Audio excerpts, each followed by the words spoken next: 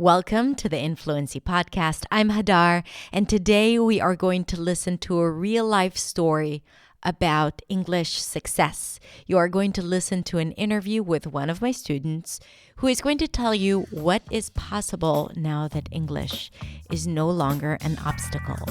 Let's listen.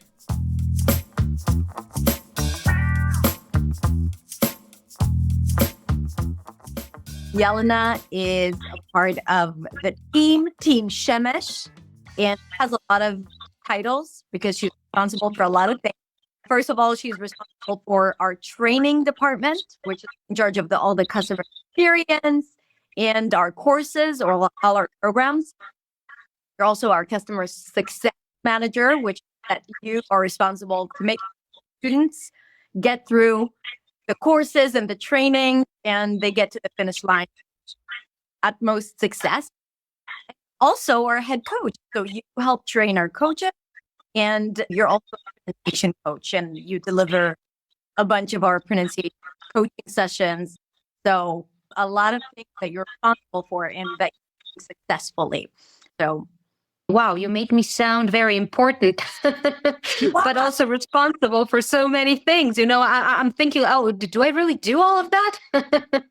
Yeah. So, hi, everybody. I'm so happy to be here. My name is Jelena. I come from Serbia. And I am all of those titles in Team Shemesh, the best team in the world. Yeah, but as Hadar said, it was not always like that. And I would like to go back to a couple of years ago when I actually started teaching English, because before all of these fancy titles, I was an English teacher. And I always loved languages. But a couple of years ago, I think 5 years ago, something like that, I started working as an English. I was teaching children online, and I actually really enjoyed it. It was a very nice work, and I especially enjoyed helping my students and seeing them get something right, and then the smile on their faces, and how happy and excited students are when they learn something new. I love that. And I was happy. My students were happy. I was getting nice comments from them, from their parents as well. So that was important for me. What I wanted to share with you today, first of all, Jelena, she's starting to tell you about her journey as a student, because it's so funny how a lot of times you start doing something for yourself, right? You think you're doing it for self-improvement. And a lot of times the direction that you're going towards is completely different than what you had thought, would happen for you. And this is why I'm always curious to hearing my students' stories. And this is why we have this live series, my students' stories and the stories of people from all around the world who do one thing, and then that opens a bunch of doors and leads them into other areas that they did not even think was possible for them before that, or, they didn't think about it as an option. And Jelena is such a good example of that. So Jelena, if you can continue from where you left off. You were starting to get compliments from parents and from students. Exactly. I was happy with the work that I was doing, but I wasn't confident to say that I'm an English teacher. Yeah, so I was struggling with that identity of being a non-native speaker who teaches English. So why do I teach English? I mean, English is not my language, right? So who am I? Imposter syndrome, all of that. So who am I to teach English? Why do I do this? And I was enjoying it. I was good at it. My students were happy. But still, when people would ask me, oh, what do you do? I wasn't able to say, especially if those people were native speakers, because I thought, wait, but they can clearly hear that I'm not a native speaker.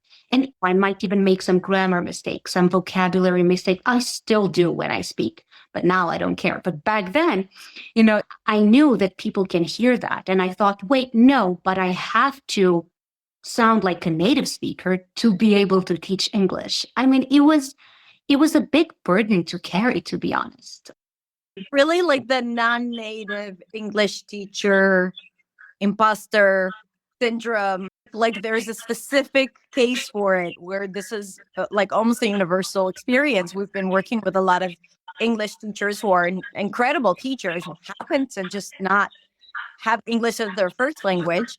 And there are a lot of insecurities or a lot of things that we need to overcome to be able to kind of like get into the same mindset as teachers who are native speakers who don't even need to be bothered with it. Yes. Exactly, exactly. But all of that actually brought me to you.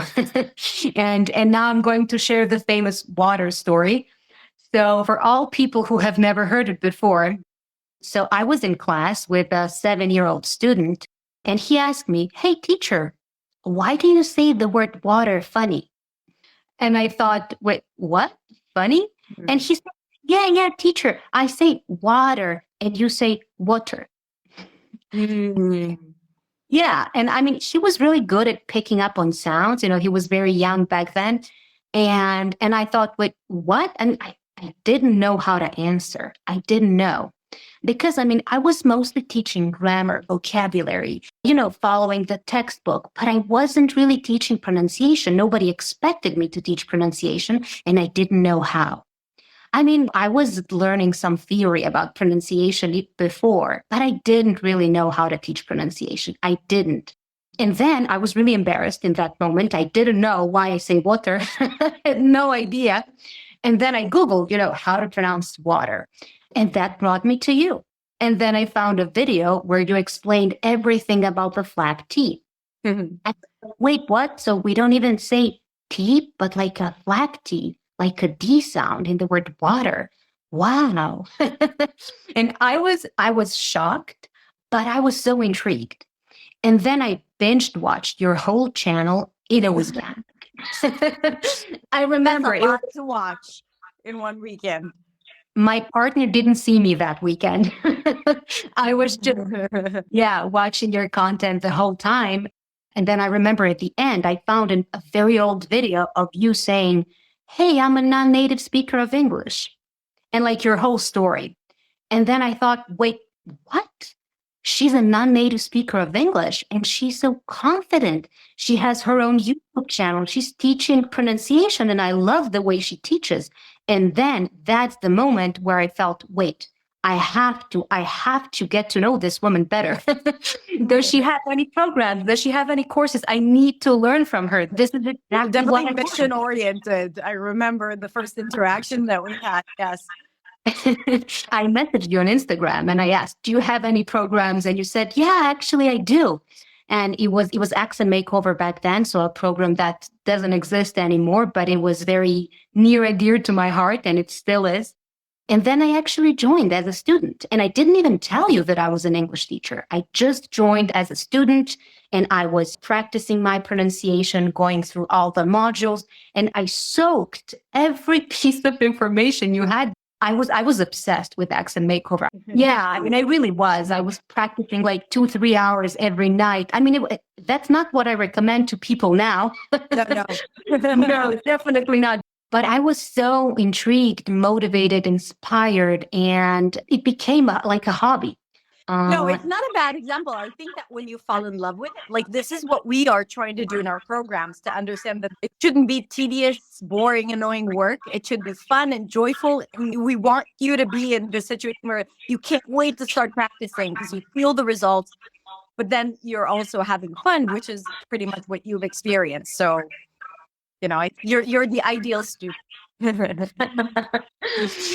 well, yeah, that's exactly what happened to me. But of course, you can achieve great results with practicing way less than that. You really can. But I was just, I was very passionate. And then I did accent makeover many times. I think like 4 times in a row or something like that. I kept joining, watching all the modules so many times. I know them by heart. I still do. Yeah. And then eventually I started helping other students because new students were joining and I knew the program so well inside out. And I started helping other students. And then I guess you noticed it, right? Maybe you can tell that part of the story. Yeah, so I think this is something that we often see because our students keep coming back to, like, they do more and more rounds back then Accent Makeover, now New Sound. And what I've noticed, and this is like has become the core in the essence of our community, and this has started with you and the time that you were there, like that students who have succeeded and have started kind of like overcoming their own obstacles. They started, giving a hand and helping new students that were just starting out. And you were very active there. Like you were basically the first ambassador that we've had. Now we have many of them, but like the first ambassador where you were starting to give pronunciation feedback on people's videos. And I think at that point, I was like, okay, you are doing an amazing job. You're so specific. And this is where we had mentors giving feedback on pronunciation for their exercises. And I was like, Jelena, would you like to join our team of mentors? And back then it was just to give pronunciation feedback. What was it like for you to shift, even though it was like you didn't know where it's going, but what was it like for you to shift from this perspective of a student to someone who is guiding others on their pronunciation? It was a bit challenging at first. So I'm very confident now, but back then, it was a slow change in mindset. And in the beginning, I still felt that imposter syndrome, especially now with teaching pronunciation. So not exactly, I wasn't doing classes or anything. I was just helping a bit, giving some feedback. And it was difficult. Again, who am I to give pronunciation feedback? I'm not Fadar. So who am I? But I kept doing it because I was enjoying it. And each time I got a comment like, oh, thank you so much. That makes so much sense. I love those comments. I really did. And then I kept doing it despite that fear and that discomfort that I felt. Yeah. And then, eventually you were happy with my work, I guess. And then you decided to train me to actually become a pronunciation coach. And then we did a very extensive training. And you are very, very nice and smiley to our students. But while you were training me, you were a bit strict. No, I'm joking. Like you are strict now with our coaches. But anyway, like I think that this has been an incredible experience for me too, because I was starting to train coaches. This was, it's not easy to be like, because I like things done in a very certain way and like the type of feedback that we give. And for me personally, it was just like, it's how do I make sure that this is the vibe and people understand how to do it? And you were like, I think you did such an incredible job with understanding the sentiment, understanding what our mission is, prioritizing, which I think is really important for a pronunciation coach, like being able to, like on the spot, know what's more important, what's less important, what's the level of confidence, what do I need to comment on? Like, is this really something that I need to pick on? How do I explain it in a way that makes most sense for that particular student? So it needs to be very agile and adaptive. And you definitely had those skills. And I think that this is also why our students love working with you so much. Tell us a little bit more about the type of work that you do inside the company. So then eventually I started pronunciation one-on-one. So I started giving one-on-one sessions and I enjoyed that very, very much. But then after a while, you asked me, you said, hey, Jelena, I want to open a new program. And back then we only had Accent Makeover. And you said, no, I want to start a new program and I need somebody to help me run that program. And do you want to join my team full time and to actually help me run the program? And I thought, wait, what again? Run the program? Really? But of course I said yes. Even when I was teaching one-on-one, I would never actually think about joining your team full time and, helping with running programs and projects and things like that. But I said yes. I had no idea what I was doing, but I was trying to do my best. And your guidance was very, very important to me back then. And then eventually my role grew within the company. So I was like a program coordinator, let's say back then. But then eventually I also started working as a customer success manager. So that is one of the things I do now. So I basically help all of our students to make sure that they're on the right track, to make sure that they know how to use our programs the best way, how to get the best results, helping them to get to the finish line. So I'm there to provide a lot of support and guidance to all of our students within all of our programs. So right now we have New Sound, we have Beyond, and And also I work in training as well. So I help training other coaches and coordinating all the coaches we have. We have a fantastic team of coaches. The team grew and I'm there to kind of like connect everybody and onboard new coaches. And so I do a lot of things now, but I have a lot more confidence now too. So how, especially for students who are starting out and they have this big dream, whether it's, to teach English or to find a better job or to relocate or to apply for a university. And, you mentioned that you struggled with the imposter syndrome and feeling like, I know that I need to have certain skills for this position. I don't feel like I'm capable of doing it or enough. Of course, you did it anyway, which is exactly like the message that we want to send everyone now, that like you gotta just do it as if you feel like you do have that experience and confidence, and then that will come. But a lot of people don't take that step. They're waiting for the confidence to arrive. They're waiting for, feeling like they're capable, for all the qualifications to be in place or the experience. And I think that is what keeps them stuck. So can you speak a little bit about that idea of shifting from, feeling not good enough to doing it anyway, to building that confidence? Well, for me, I mean, I'm not sure if I have an amazing piece of advice, but I'm going to try to share a bit about how it happened for me. So just being near you helped a lot because it was your message about, how it's okay to be a non-native English teacher. And that's good. And how we non-native English teachers can do a lot. And you were so passionate about it. And, eventually it rubbed off on me.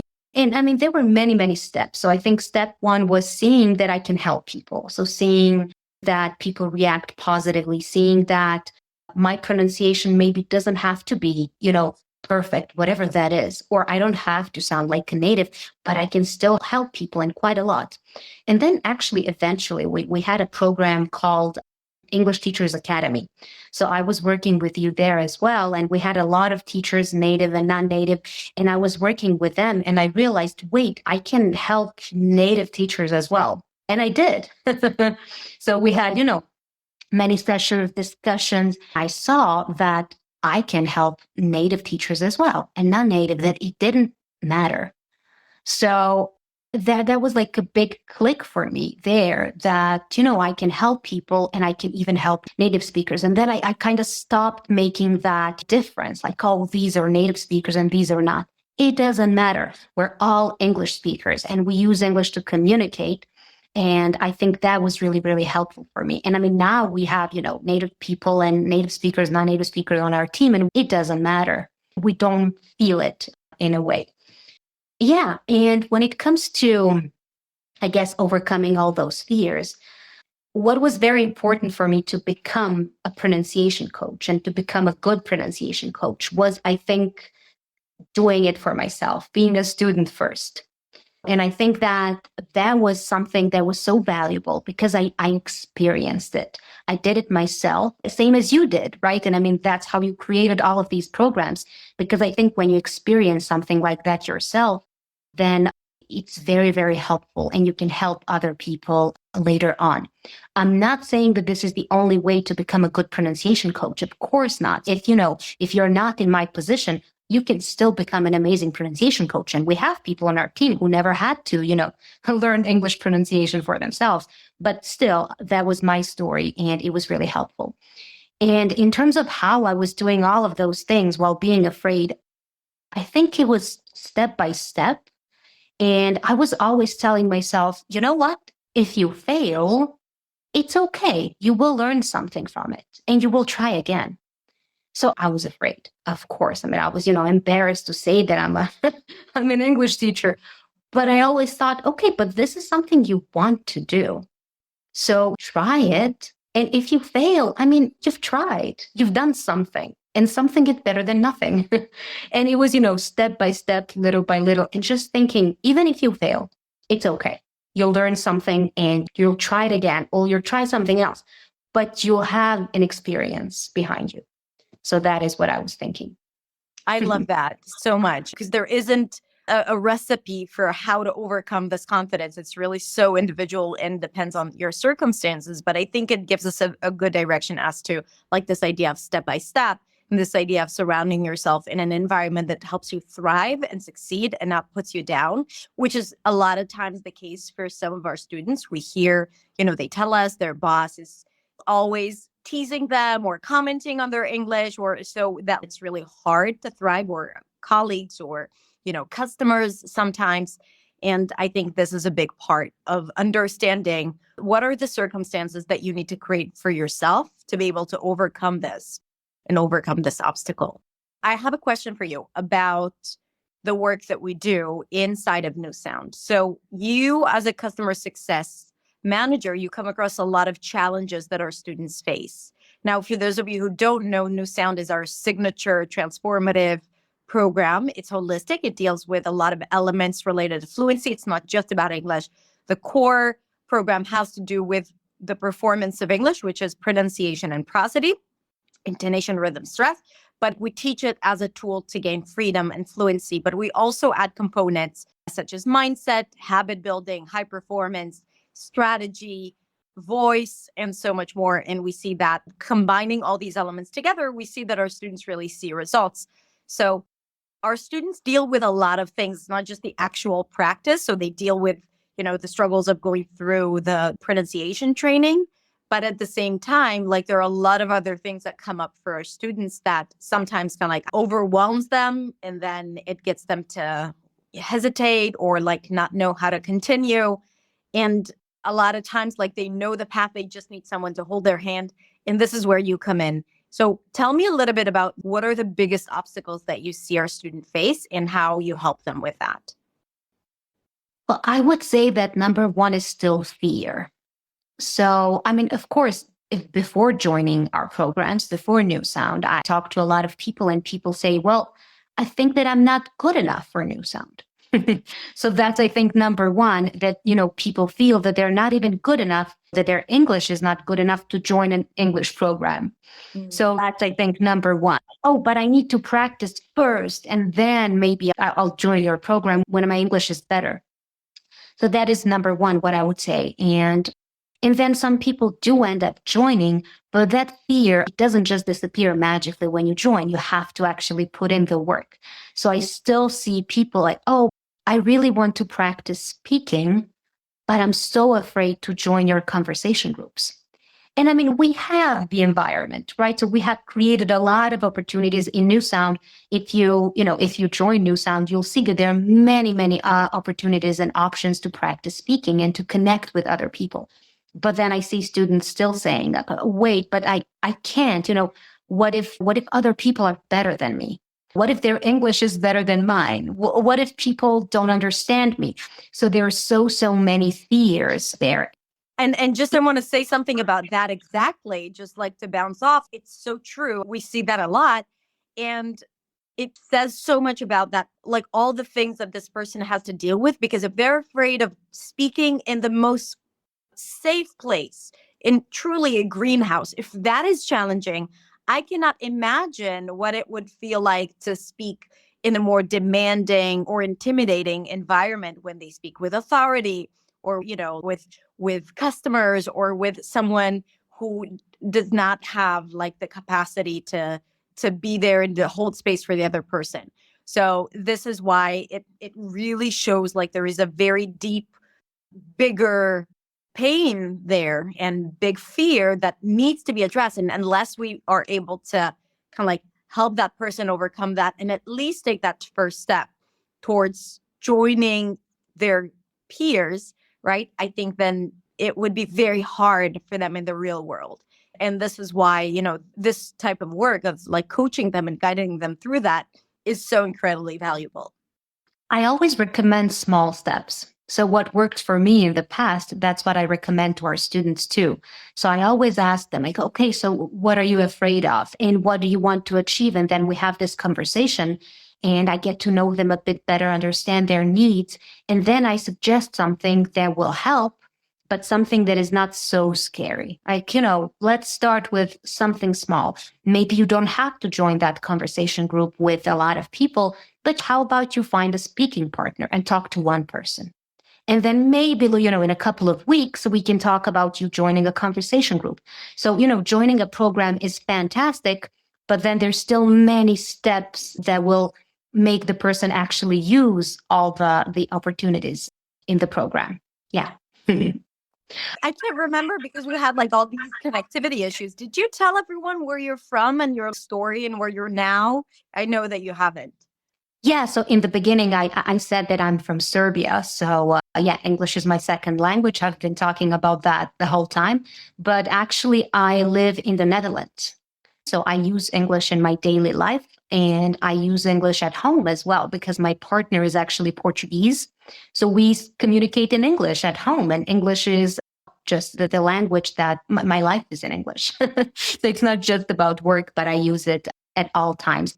Okay, which language is more comfortable for you to speak at now? That's very difficult, but probably English. I thought And it's like, that's the language that you use usually, right? exactly. But I do notice it because I use English all the time at home, at work, and I feel like this very, let's say, confident person in English. But then if I try to translate all of that into Serbian, it's a bit different. So now, actually, when I go to Serbia, I struggle a bit sometimes to find words and to just to be as expressive as I am in English. I mean, maybe my pronunciation is, native in Serbian, but that doesn't mean that I'm more confident in Serbian. So now I'm more confident in English.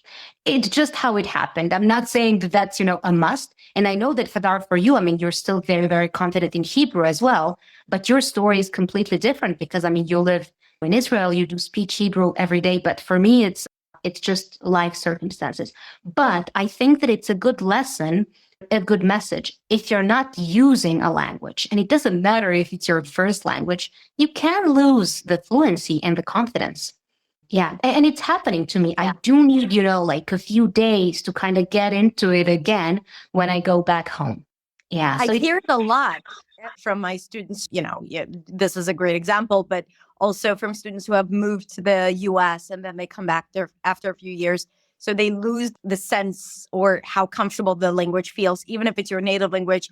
So when it comes to English as a second language, if you don't use it often, of course, it's going to feel like not natural in your mouth and you won't have that immediacy that you have in your first language. And this is why we really part of the work that we do is get our students to develop those habits where English is a part of their lives. It's not a project that you take on. It's not like a 3-month course. No, it's like really understanding that if you want to have that new presence in English and new identity in a way, it needs to be a part of your life, which means that you'll need to use it daily, even if it's just 10 minutes a day. Jelena, so what would you tell students who are hesitating about joining? They're thinking about it, but they're not. Like, what would you recommend?